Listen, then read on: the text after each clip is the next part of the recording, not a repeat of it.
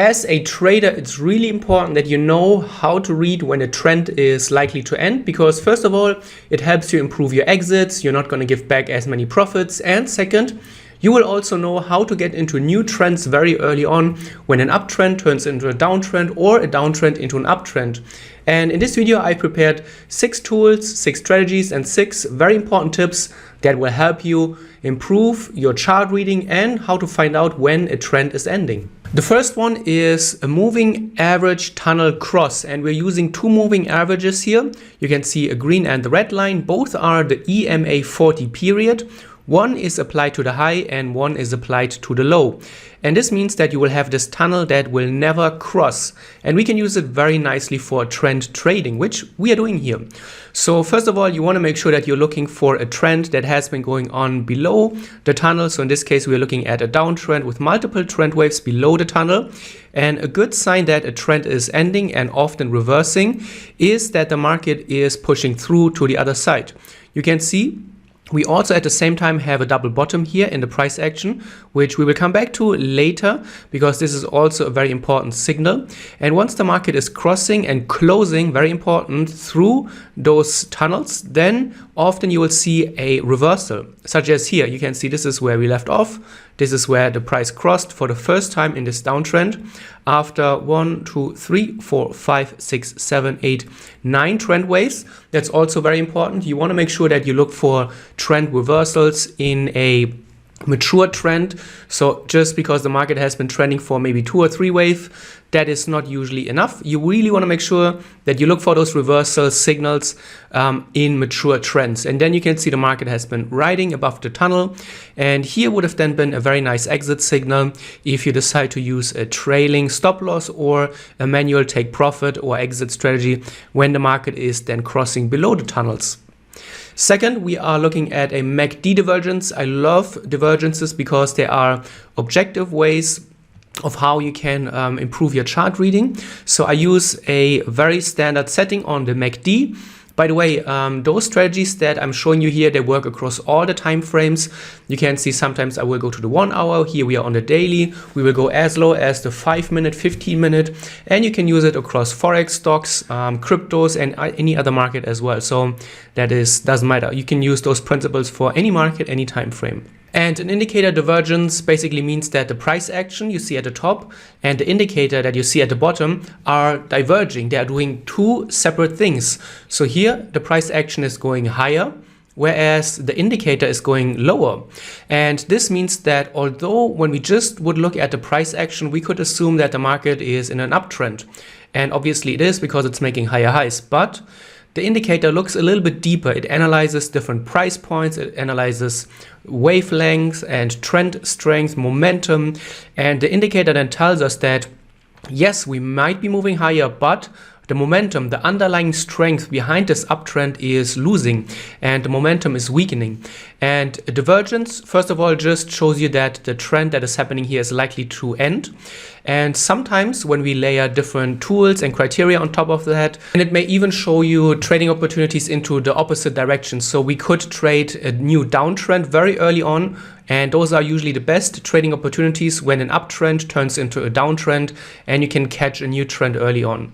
So first of all, we could, for example, add a trend line here underneath the price action, and we could also go, for example, to a lower time frame to pinpoint our entries. I made a few videos about sniper entries lately, so make sure to check that in my video as well. And you can see that once the market broke here the trend line after the divergence, then a new trend really nicely unfolded, and you could have ridden this trend for a long time, and the starting signal was the trend line break after the divergence. Next, we're going to look at pure price action and pure trend analysis, and we are looking at a failed continuation of highs. In an uptrend, generally what you will see is that the market is making higher highs and higher lows. And once you see that this structure is not continued or it's changing the way it's behaving, then this can often foreshadow a potential turning point. So here, for example, when we look at the highs, you can see in this uptrend, the price was easily able to make higher highs. However, here at the top, something has changed. And from this dotted line to the highest dotted line, the market was barely able to make a higher high. So we can already see that the highs that are pushing higher are not as strong anymore. Here you can see that the market actually did completely fail to break into a new higher high. And that is often a signal that the uptrend, first of all, is likely to be over, and we should start looking for opportunities to short this market. For example, we could wait for the market to break into a new low. We could look for a break and retest strategy approach as well, which I made a few videos around lately as well. So make sure to really check my YouTube channel. There's a lot of information already, and that is often a very good signal here in great context.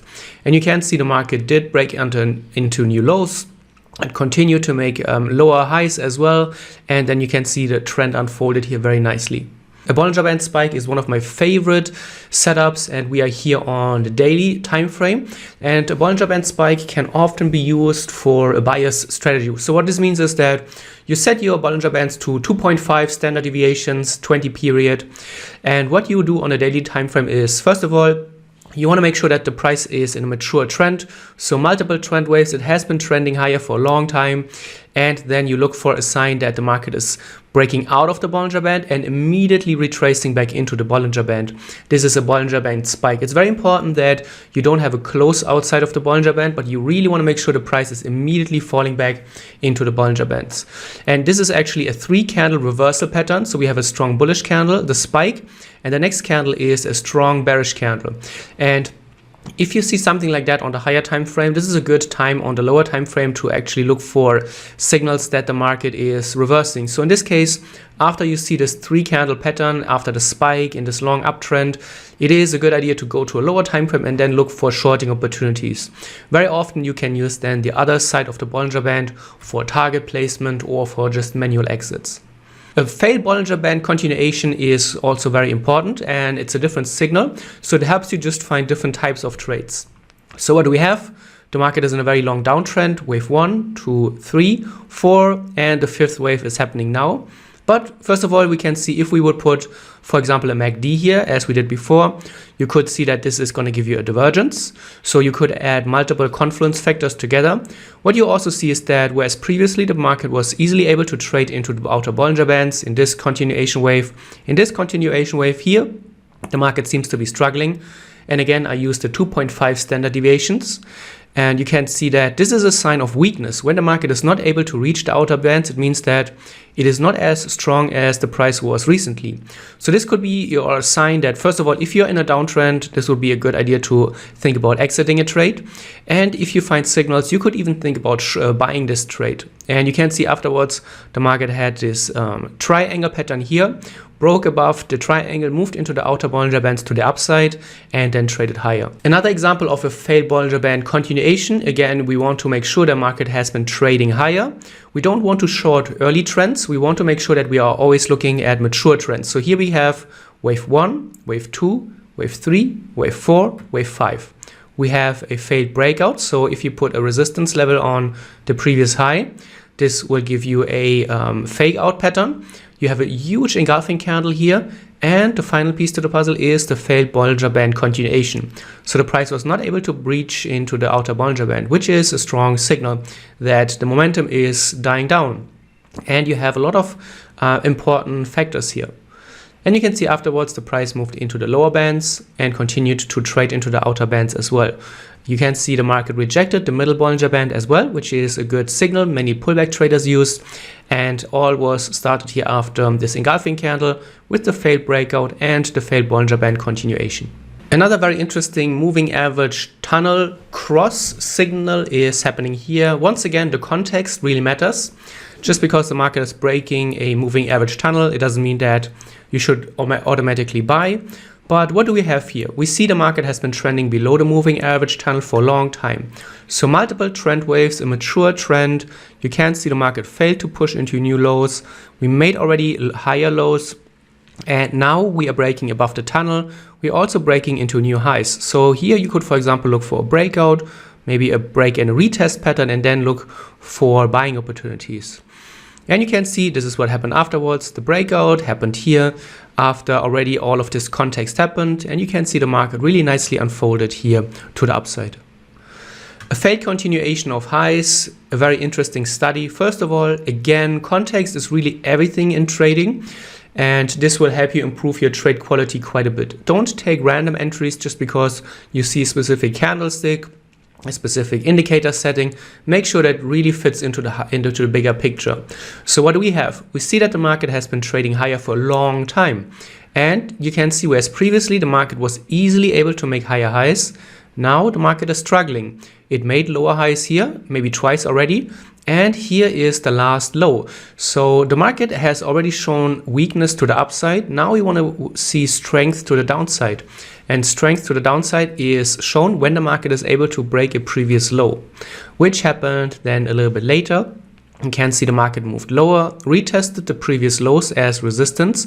This is deceleration, which we also talked about previously. And then the downtrend really collapsed. So this is a very interesting study.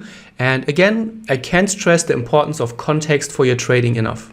The RSI divergence, you can see the market is again in a very strong downtrend. And then we have a very long RSI divergence. The market is making lower lows, but the indicator is already warning you that the downtrend that we are seeing here is not as strong as what we have seen previously. So it doesn't automatically mean the market is going to reverse, but it's a first heads up. We can also see that we have an engulfing candle, so a very strong bullish candlestick signal.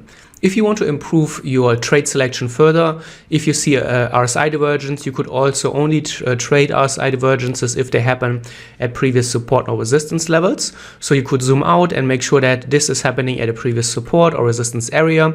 This can give your trade a little bit more context. And you can see this happened afterwards. The trend unfolded and moved higher. And this really shows you why it's so important to know when a trend is likely to end. First of all, if you are in a trend following trade that is profiting on the previous trend, it is important to know when to time your exits so that you're not giving away too much profits or back profits. And also it can help you find new trends very early on. Hope you enjoyed the video. If you did, leave a like and let me know in the comments.